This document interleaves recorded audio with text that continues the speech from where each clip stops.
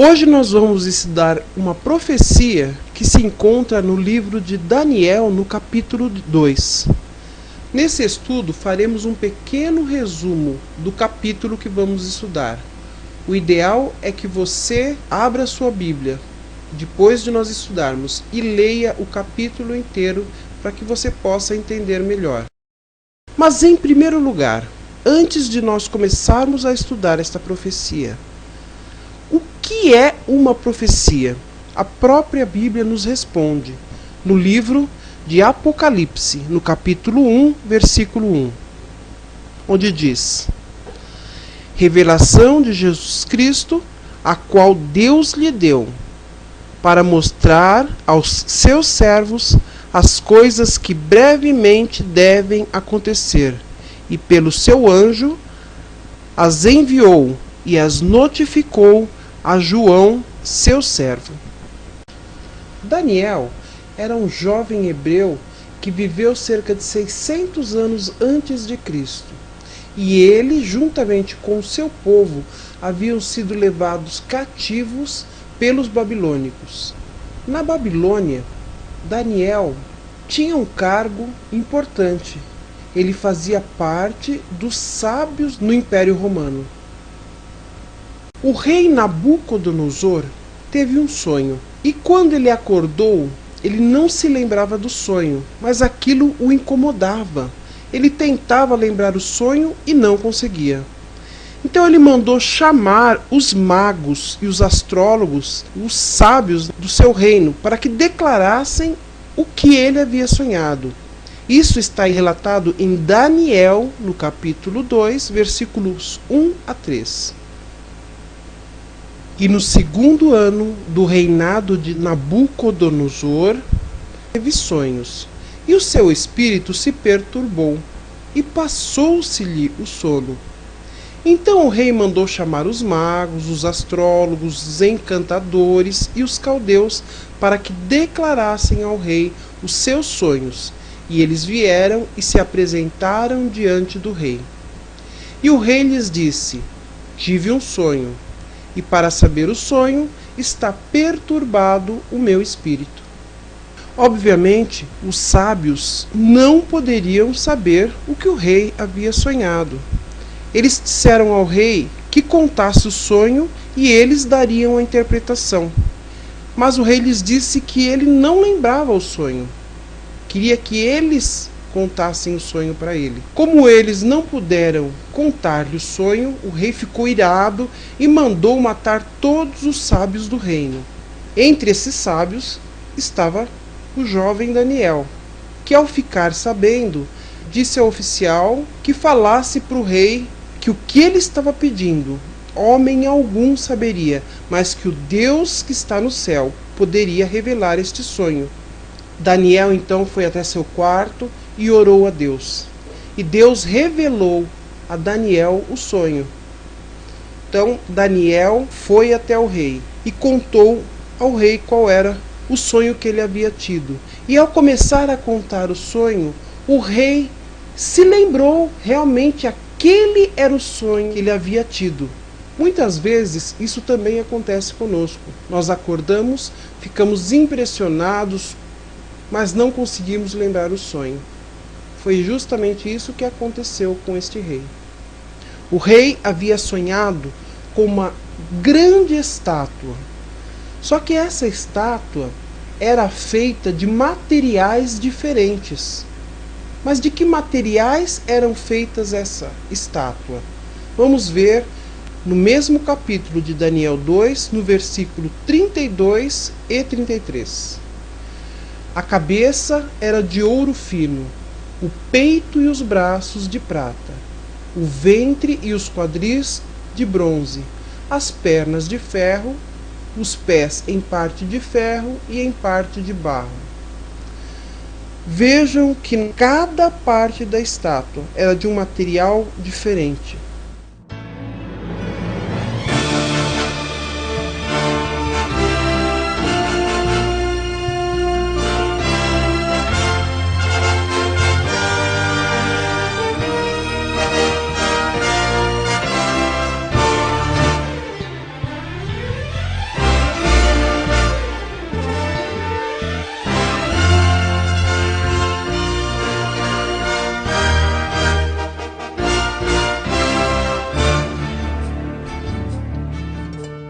No sonho do rei, uma pedra não lançada por mão humana bateu nos pés da estátua e a esmiuçou. E essa pedra começou a crescer, crescer, crescer. O rei então havia ficado satisfeito por se lembrar do sonho. Mas o que significava aquilo? Deus revelou a Daniel não somente o sonho, mas também a sua interpretação. E Daniel começou a explicar para o rei o que significava este sonho que Deus havia lhe dado.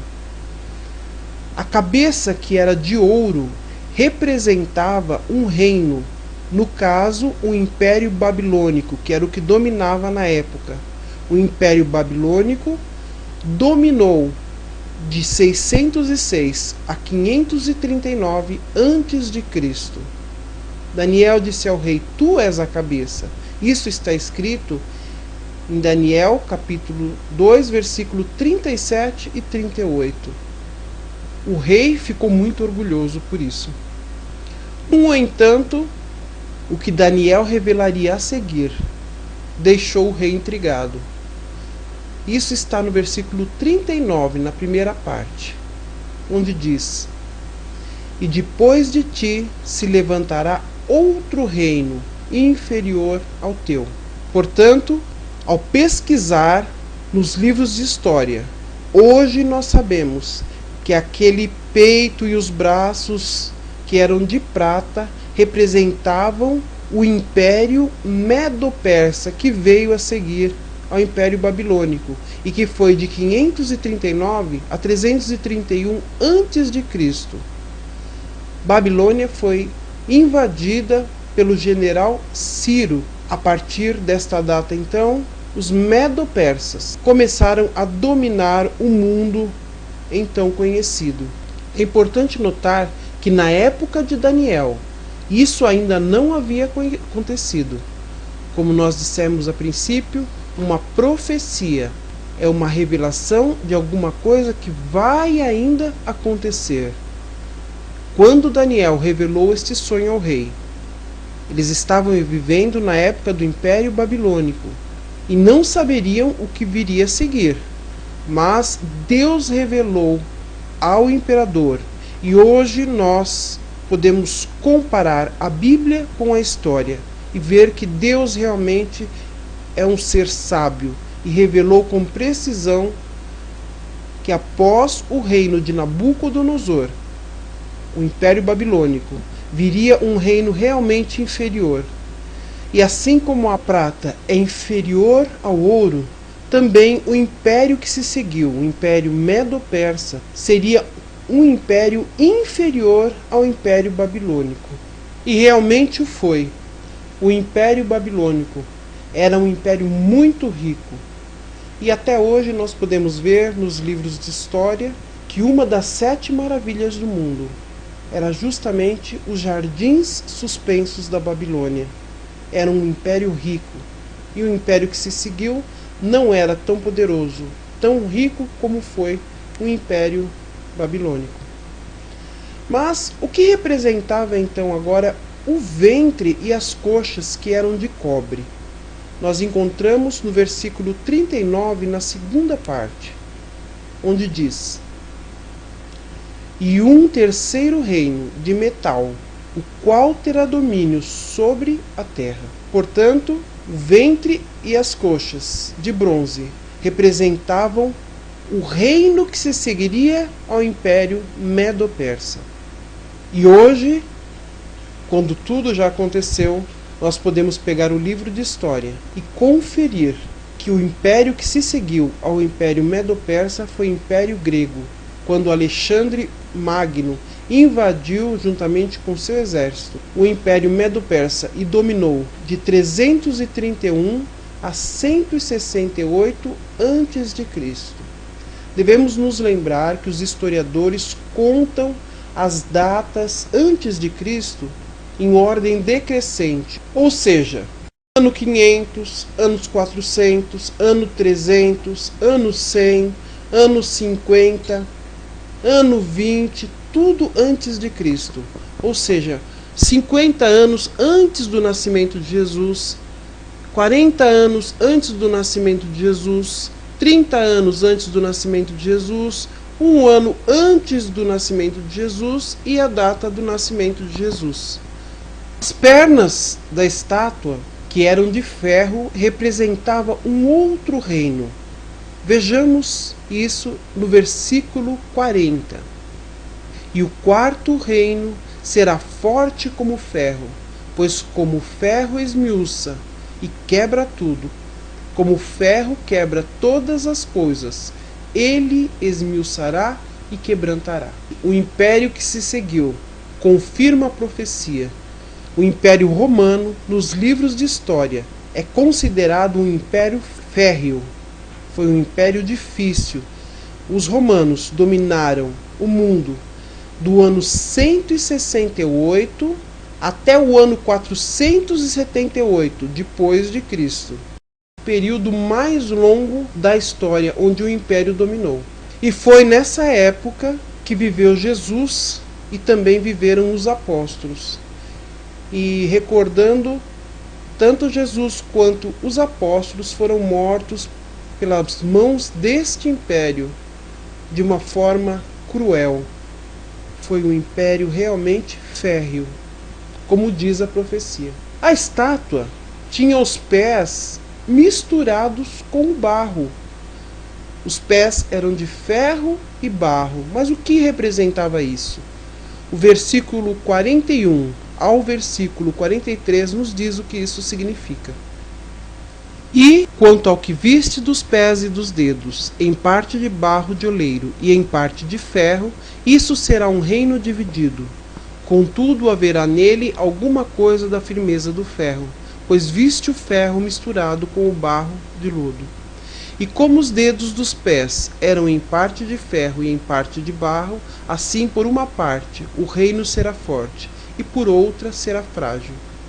Quanto ao que viste, do ferro misturado com o barro de lodo, misturar-se-ão com semente humana, mas não se ligarão um ao outro, assim como o ferro não se mistura com o barro.